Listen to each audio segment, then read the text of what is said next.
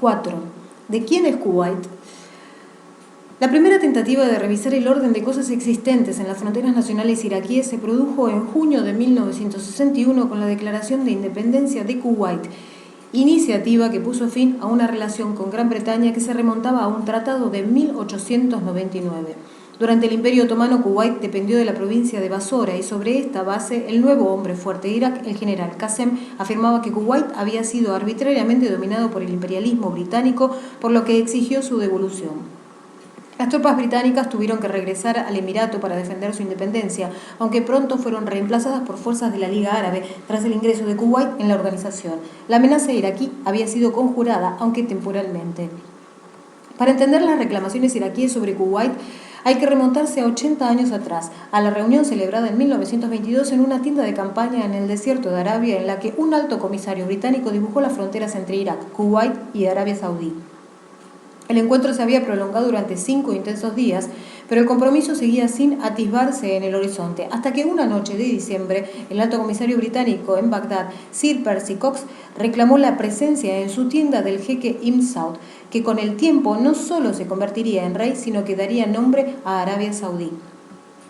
El británico le explicó a Ibn Saud cómo funcionaba el mundo al que acababa de incorporarse. Esta es la versión del diálogo dada en sus memorias por el teniente Harold Dixon, entonces agregado militar británico en la región.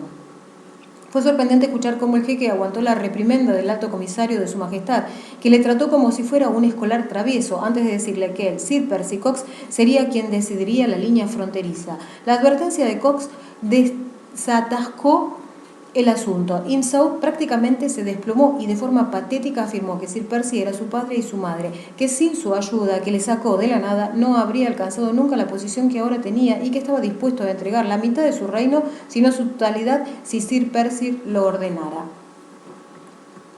2 días después, el acuerdo estaba firmado.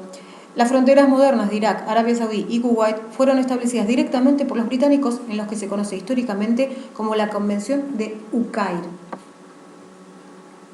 Londres había ganado y todos los demás habían perdido. Saudíes y kuwaitíes se tragaron su orgullo y aceptaron sin rechazar el trazado de las fronteras, pero para Irak la sensación de injusticia ha prevalecido durante 3 generaciones.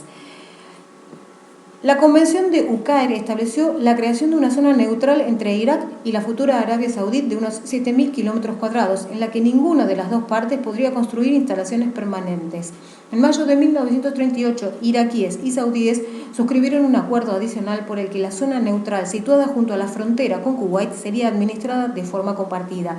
Y en 1981, en plena guerra entre Irak e Irán, un acuerdo definitivo puso fin a la zona neutral y definió la frontera entre los dos países.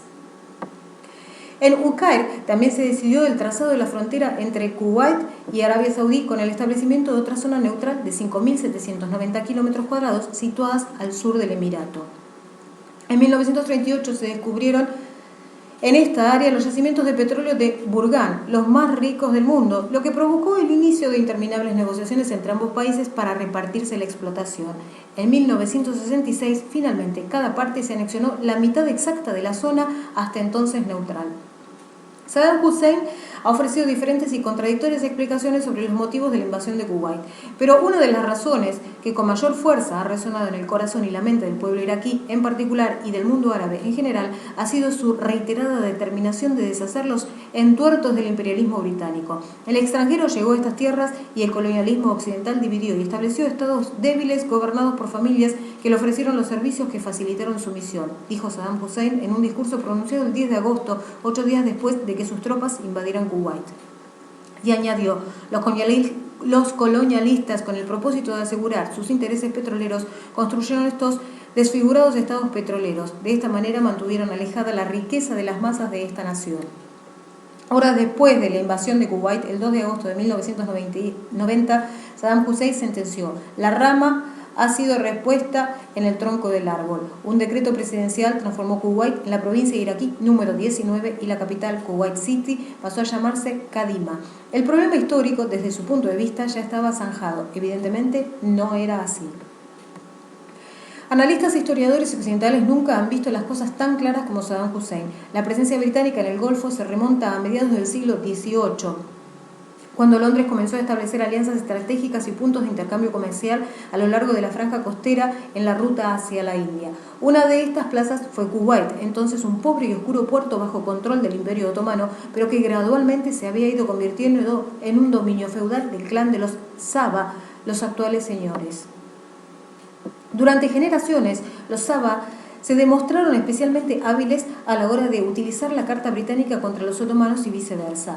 No por casualidad, el jeque Mubarak Saba fue conocido en su tiempo como el Richelieu de Arabia. Ante cualquier desencuentro con los otomanos, los Saba, aparentemente maestros como Metternich en el juego del equilibrio del poder, acudían a los británicos para que les sacaran las castañas del fuego. Pero los británicos, poco dados a poner la amistad desinteresada por encima de los intereses nacionales, terminaron cansándose del juego. En 1899, Mubarak Saba, que accedió al trono después de eliminar la competencia de dos de sus hermanastros, aceptó convertir Kuwait en un protectorado británico a cambio de un impuesto contrarrevolucionario de 15.000 libras esterlinas anuales.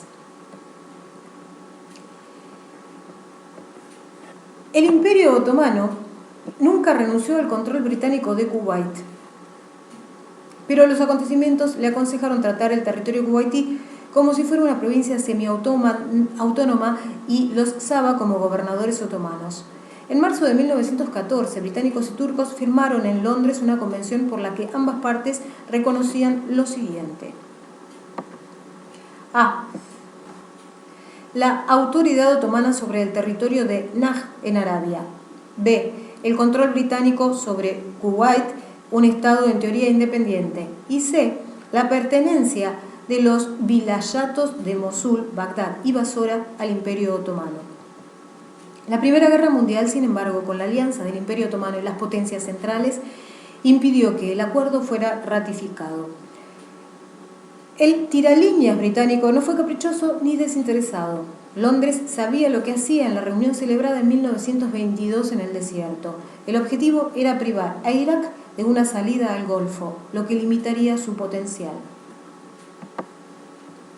Y Bagdad, que en la reunión estuvo representado por un ministro junior, no tuvo muchas oportunidades. Ibn Saud se rindió tras los primeros intercambios verbales y Kuwait habló por boca de un agente británico. Irak, con solo 20 kilómetros de costa, la mayoría tierras pantanosas, fracasó en su intento de controlar las deshabitadas islas de Warba y Bubiyan, que pasaron a Kuwait. Irak nunca ha olvidado lo sucedido en Uqay. El rey Faisal I propuso a Kuwait una unión política en los años 30, pero británicos y kuwaitíes pusieron oídos de mercader. Y 3 decenios más tarde, cuando Kuwait accedió a la independencia, el líder máximo iraquí, Abdel Karim Qasem, concentró tropas en las fronteras y bloqueó el ingreso de Kuwait en las Naciones Unidas y en la Liga Árabe, pero la frontera dibujada por Sid Percy no se movió. La invasión de Kuwait decidida por Saddam Hussein en 1990 no fue, de esta manera, una acción que rompiera la línea histórica iraquí con respecto al vecino emirato. Reyes, dictadores y dirigentes nacionalistas han compartido la opinión de que Kuwait, como parte de la provincia otomana de Basora, debería pertenecer al Irak moderno. Historiadores británicos prefieren, sin embargo, analizar la posición de Saddam Hussein como una verdad a medias. El presidente iraquí reclamó todo Kuwait, pero el Baas, su partido, cuando accedió al poder en 1968, habría renunciado a una parte, convencido de que el pragmatismo le permitiría conseguir un buen bocado. Los baasistas nunca accedieron a trazar una frontera alternativa. Lo cierto es que alcanzaron un acuerdo con Kuwait por el que reconocieron su independencia y sus fronteras, aunque estas solo de una manera genérica. Kuwait, temeroso de poner en peligro la propiedad del campo petrolero de Rumaila Sur, que se extiende bajo la frontera entre los dos países, aceptó el compromiso que, entre otras cosas, supuso la entrega de $85 millones a Irak, como ha explicado J.B. Kelly, experto británico en el Golfo. El Emirato Kuwaití ha funcionado desde entonces como una empresa multinacional y un estado despótico. En 1971, la familia Saba controlaba el 90% de las intervenciones kuwaitíes en el extranjero. En 1990, estas inversiones ascendieron a $41.000 millones, repartidos en instituciones financieras como Citicorp, Bank of America, JP Morgan y Chase Manhattan.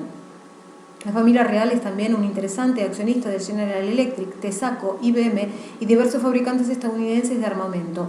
Los Saba adquirieron en 1981 Santa Fe International, compañía en cuyo consejo de administración se han sentado Gerald Ford, presidente de Estados Unidos de 1974 a 1977, y Brent Scowcroft, consejero de Seguridad Nacional de George Bush durante el conflicto del Golfo de 1991.